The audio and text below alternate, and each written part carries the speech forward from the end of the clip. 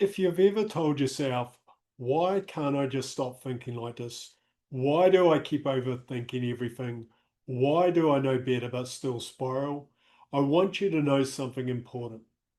Your problem may not actually be your thoughts, and trying harder to fight them might be making the stress worse. Today, I want to explain why.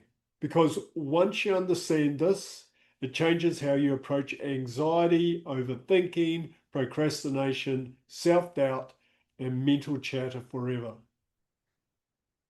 Most traditional self help teaches people to attack or fight against their negative thoughts, fight them, replace them, suppress them, force positivity.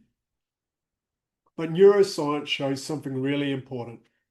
The brain interprets internal conflict as a threat. So if part of you is constantly fighting another part of you, your nervous system doesn't feel safe. It feels under attack, which means stress hormones rise, your body becomes more activated, and the brain doubles down on survival patterns. This is why people can know all the mindset strategies in the world and still feel stuck emotionally, because they're trying to mentally overpower biology. Here's what's actually happening for many people. A stressful event happens, an email, a difficult conversation, financial pressure, fear of failure, fear of rejection. Your nervous system reacts first, your body tightens, breathing changes, heart rate increases, your brain shifts into prediction and protection mode. Then your mind starts generating stories. What if this goes wrong? I'm not good enough. I always mess these things up. I can't handle this.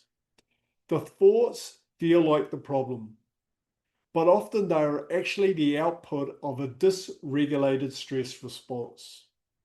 The thoughts are the smoke, the nervous system is the fire. And until you regulate the system underneath the thinking, the mind keeps generating more noise.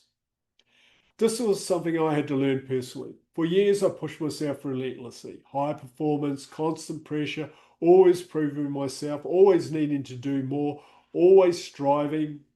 Outwardly, I looked functional. Internally, I was stuck in stress patterns. Perfectionism, hypervigilance, overthinking, self pressure, and never feeling enough. And eventually, that accumulated stress contributed to a stress induced TIA, transitory ischemic attack, sometimes known as a transitory stroke, and also a stress related amnesia episode where I basically didn't remember a whole weekend. That experience completely changed how I understood mental performance and emotional well being. It pushed me deeper into neuroscience, nervous system regulation, positive psychology, mental fitness, and the work that eventually became the MindStrong Method. And one of the biggest realizations was this: you cannot sustainably think your way out of a dysregulated nervous system. So let me give you something practical. The next time you feel overwhelmed mentally, try this. Drop your shoulders, relax your jaw, take one slow breath in for 4 seconds, preferably through the nose, and then exhale slowly for a count of 6. So let's try this. Breathe in, 1, 2, 3, 4. Breathe out, 1, 2, 3, 4, 5, 6. And whilst you are breathing in and breathing out, bring your thumb and forefinger together and rub them together slowly.